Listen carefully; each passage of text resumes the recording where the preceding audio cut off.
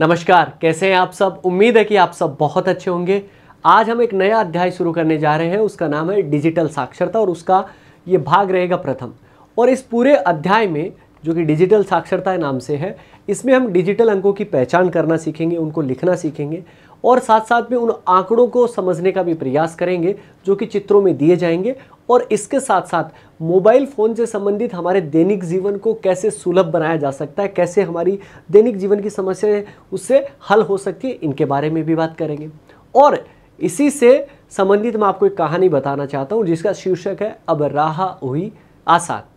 महिपाल नाम के एक व्यक्ति हैं जो कि जामनगर रहते हैं और उनका काम क्या है कि वो खेती करते हैं और उनके पास में 8.2 एकड़ ज़मीन भी है और उनके 3 बच्चे हैं जिनमें एक बेटा है और 2 बेटियां हैं। एक बार यहाँ पर क्या लिखा गया है उसको पढ़ लेते हैं।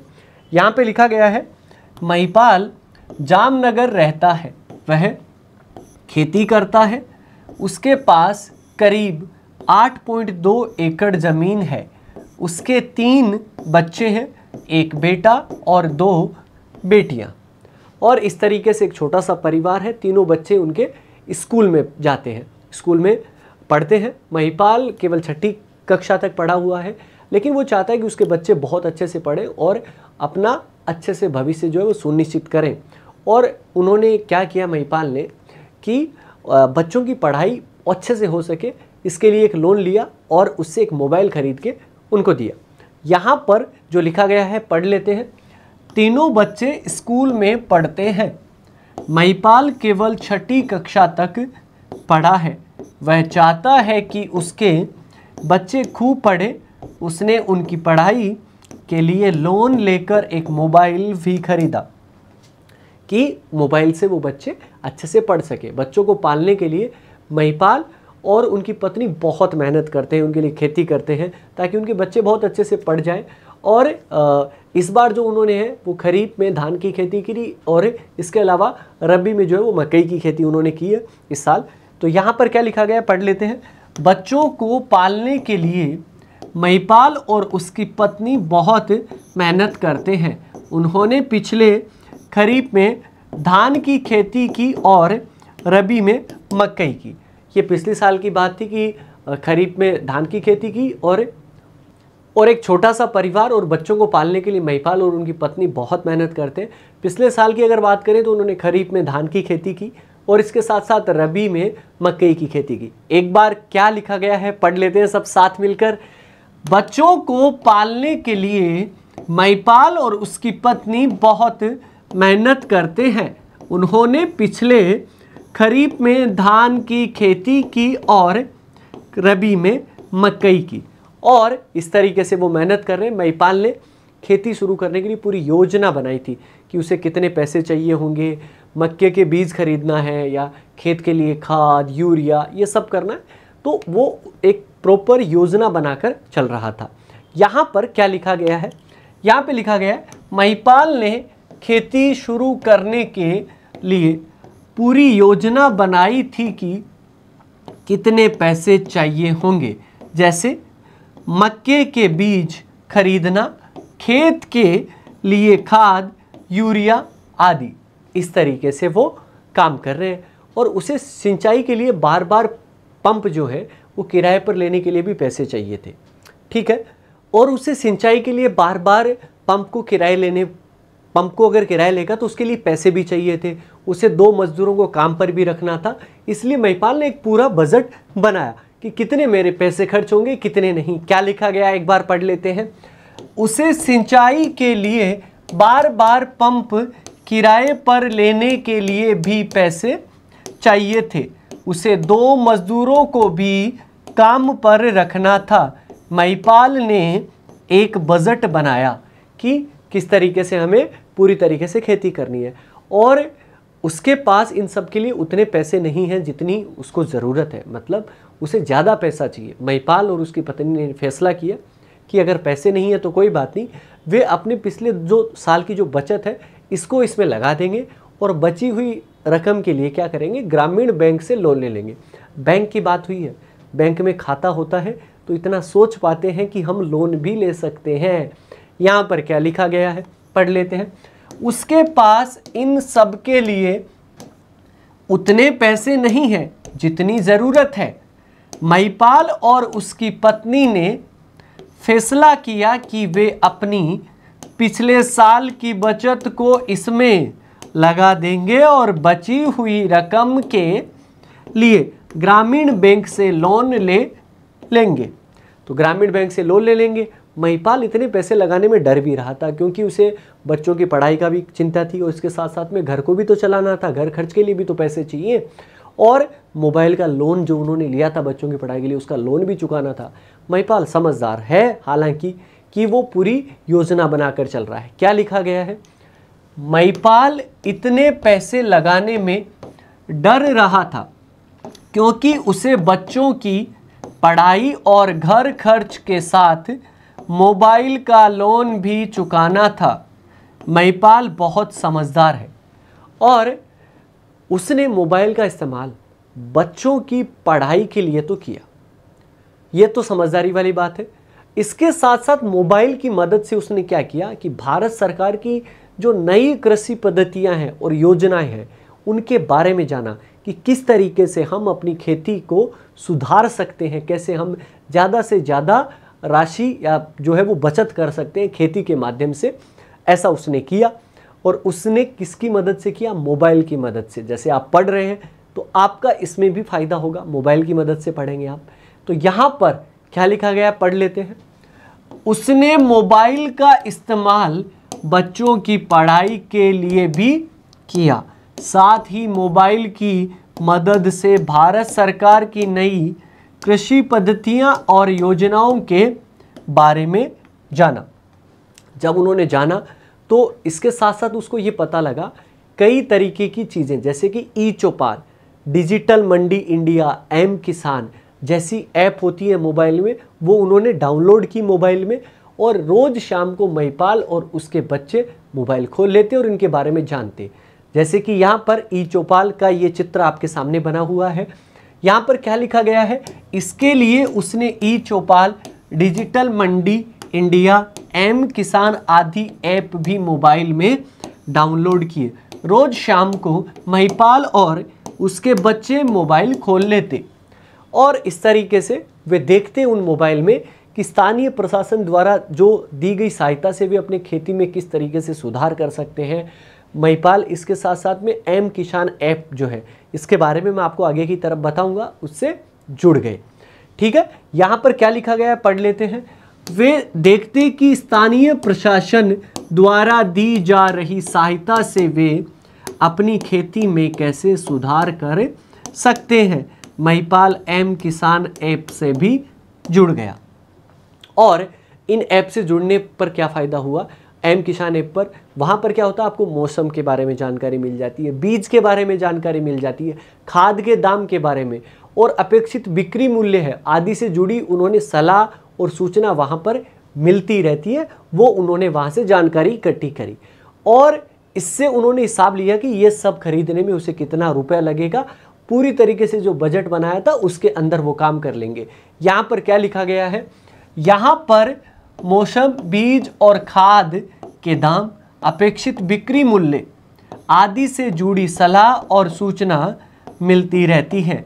इससे उसने हिसाब लगाया कि ये सब खरीदने में उसे कितना खर्च करना चाहिए, कि कितना पैसा खर्च करना चाहिए, कितना नहीं। अब महिपाल घर बैठे मोबाइल से सारी जानकारी ले लेता था और मौसम की अनियमितता को देखते हुए, मतलब मौसम बारिश कभी भी हो सकती है भाई, तो उसकी अनियमितता को देखते हुए क्रॉप इंश्योरेंस मोबाइल एप्लीकेशन पर भी पंजीकरण करवा दिया। इसके बारे में भी मैं आपको बताऊंगा। यहाँ पर एक बार क्या लिखा गया उसको पढ़ लेते हैं। यहाँ पर लिखा गया, अब महिपाल घर बैठे ही मोबाइल से सारी जानकारी ले लेता था। मौसम की अनियमितता को देखते हुए महिपाल ने क्रॉप इंश्योरेंस मोबाइल एप्लीकेशन पर भी पंजीकरण कर दिया। क्रॉप इंश्योरेंस मोबाइल एप्लीकेशन पर, और क्रॉप इंश्योरेंस मोबाइल एप्लीकेशन से फ़ायदा क्या हुआ, जिससे कि उन्हें अपने कम कीमत पर अपनी फसल का बीमा करवाने में सहायता मिली। मतलब फसल का भी बीमा, समझ रहे हैं आप, किसी भी स्थिति में अगर फसल खराब हो जाए तो उसका अधिकांश पैसा वापस मिल जाएगा। ये इतनी सारी जो है वो जानकारियाँ आप सभी के जीवन में बहुत फायदेमंद होगी इसी कहानी की मदद से। यहाँ पर क्या लिखा गया है, जिससे उसे कम से कम कीमत पर अपनी फसल का बीमा करने में सहायता मिली। किसी भी स्थिति में फसल खराब होने पर उसे अधिकांश पैसा वापस मिल जाएगा। इतना ही सारा फायदा हो जाएगा। और अन्य किसानों से बात करने और नए विचार जानने के लिए ई चौपाल एक मोबाइल एप्लीकेशन जिसके बारे में मैंने बताया उससे भी जुड़ गया। वहाँ पर क्या है, नए लोग आपसे आपस में बातें कर सकते हैं, किसान लोग, कि कैसे हम अपनी खेती में और सुधार कर सकते हैं, हमने कौन कौन सी नई तकनीकों का इस्तेमाल किया है। यहाँ पर क्या लिखा गया एक बार पढ़ लेते हैं। अन्य किसानों से बात करने और नए विचारों को जानने के लिए वह ई चौपाल पर भी जुड़ा और एक दिन वह सिंचाई के लिए पंप किराए पर लेने वाला था, क्योंकि उसको बार बार सिंचाई के लिए पंप किराए पर लेने थे। लेकिन क्या हुआ कि वो उसे एम किसान ऐप पर था और उसे पता लगा कि अगले हफ्ते भारी बारिश होने वाली है। अब उसको पता लग गया अगले हफ्ते भारी बारिश होने वाली है, तो वो किराए पे क्यों लेगा, क्योंकि बारिश से तो वही पानी आ जाएगा। तो मतलब उसका पैसा किस में बच गया कि जो पंप पे किराया लेने वाला था, और वो किसकी मदद से, एम किसान ऐप से। अगर आप भी ऐप का इस्तेमाल करना सीखेंगे तो कितना अच्छा आपके जीवन में सुधार हो जाएगा। क्या लिखा गया है, एक दिन वह सिंचाई के लिए पंप किराए पर लेने ही वाला था कि उसे एम किसान ऐप से पता चला कि अगले हफ्ते भारी बारिश होने वाली है।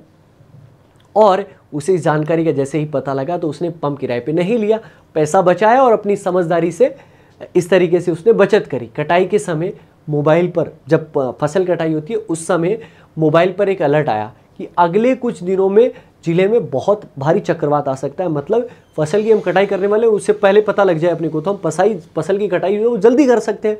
तो यहाँ पर क्या लिखा गया पढ़ लेते हैं। सबसे पहले, इस जानकारी से उसने पंप किराए पर नहीं लिया और अपनी समझदारी से पैसों की बचत भी की। कटाई के समय मोबाइल पर एक अलर्ट आया कि अगले कुछ दिनों में जिले में चक्रवात आ सकता है। और ऐसे ही जैसे ही उसे ये अलर्ट मिला, ये सूचना मिली, इससे पहले कि फसल आंधी और बारिश से खराब होती, महिपाल ने मजदूर किराए पे लिए और किराए पे रखा उनको और अपनी फसल की कटाई कर ली। तो मतलब फसल को खराब होने से भी बचा लिया। यहाँ पर क्या लिखा गया है, इससे पहले कि फसल आंधी और बारिश से खराब होती, महिपाल ने और मजदूर किराए पर लगाकर अपनी फसल की कटाई भी कर ली। ठीक है जी, फसल की कटाई कर ली। महिपाल ने अपनी फसल को बचाने और मौसम की अच्छी पैदावार के लिए बहुत समझदारी से बढ़िया फैसले लिए। ये सब मोबाइल पर मौजूद जो एप्लीकेशन ऐप होती हैं उनकी मदद से हो पाया। तो जहाँ जानकर और स्थानीय जो प्रशासन है जहाँ पर वो उनकी सलाह लेता था। तो यहाँ पर क्या लिखा गया है, महिपाल ने अपनी फसल को बचाने और इस मौसम की अच्छी पैदावार के लिए बहुत समझदारी से फैसले लिए।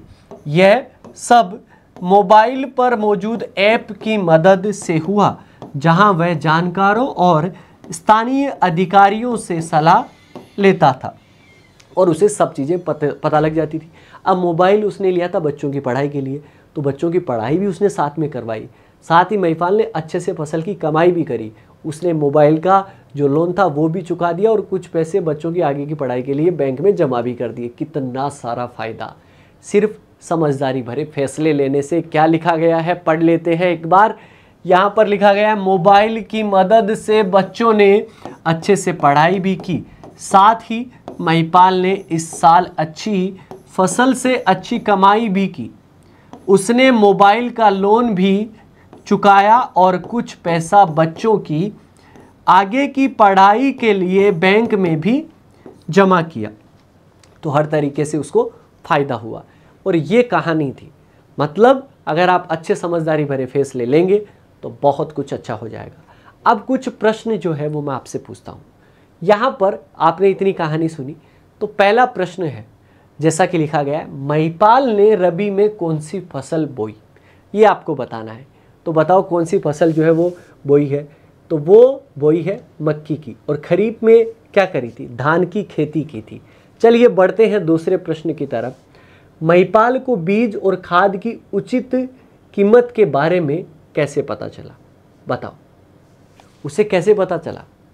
क्या कुछ अलग से कुछ अलर्ट आया था या मोबाइल एप्लीकेशन की मदद से? उसे पता चला मोबाइल एप्लीकेशन की वजह से। एम किसान जो एप्लीकेशन था उस पर उसे पता लगा कि बीज और खाद की उचित कीमत जो है वो क्या हो सकती है, और कम कीमत में या स्थानीय प्रशासन के द्वारा उचित सलाह लेकर उसने ये चीज़ें खरीदी। बढ़ते हैं तीसरे प्रश्न की तरफ। क्या महिपाल ने बरसात से पहले सिंचाई पंप किराए पर न लेकर गलती की? क्या उसने बरसात से पहले सिंचाई पंप लिया होता तो वो केवल और केवल धन का दुरुपयोग होता, क्योंकि कुछ समय बाद में ही जो है वो जैसे ही उसे पता लगा कि अगले हफ्ते जो है वो बारिश होने वाली है, तो उसने पंप किराए पे नहीं लिया, ताकि जो पंप का किराया जो अलग से जाता वो सिर्फ और सिर्फ धन का दुरुपयोग होता, और अगले हफ्ते बारिश होती तो वैसे ही सारा का सारा काम होता। अगले हफ्ते बारिश हुई, खेतों में पानी वैसे ही चला गया। तो ऐसा उसने ना करके, मतलब पंप किराए पे ना लेकर उसने समझदारी भरा फैसला लिया, ना कि गलती वाला फैसला। बढ़ते हैं क्वेश्चन नंबर 4 की तरफ। महिपाल को जानकारों से मौसम, बिक्री व खरीद मूल्य आदि की जानकारी कैसे मिलती थी? तो जैसे मैंने बताया कि उसे सारी की सारी जानकारियाँ एम किसान, ई चौपाल और क्रॉप जो इंश्योरेंस एप्लीकेशन था उसके माध्यम से उसको इंश्योरेंस भी उसने अपनी फसल का करवाया, बीमा अपनी फसल का करवाया, इस तरीके से। तो ये सारी की सारी जानकारियाँ उसे कैसे मिलती थी? मोबाइल एप्लीकेशन की मदद से मिलती थी। और इस भाग का जो है वो अंतिम क्वेश्चन, ऐसे 2 ऐप के नाम बताइए जिनका उपयोग किसान अपनी खेती में सुधार लाने और अच्छी बेहतर फसल प्राप्त करने के लिए कर सकते हैं। तो जैसे कि यहाँ पर भी बताया गया, एम किसान ऐप और इसके साथ साथ में ई चौपाल, ठीक है ना। और इसी तरीके की और सारी एप्लीकेशन जो है वो होती हैं जिनकी मदद से आप अपनी खेती के अंदर सुधार लाने के कार्य कर सकते हैं। उम्मीद है कि आज के इस भाग में दी गई जानकारी आप सभी के लिए लाभदायक साबित होगी। मिलेंगे नए भाग में। धन्यवाद।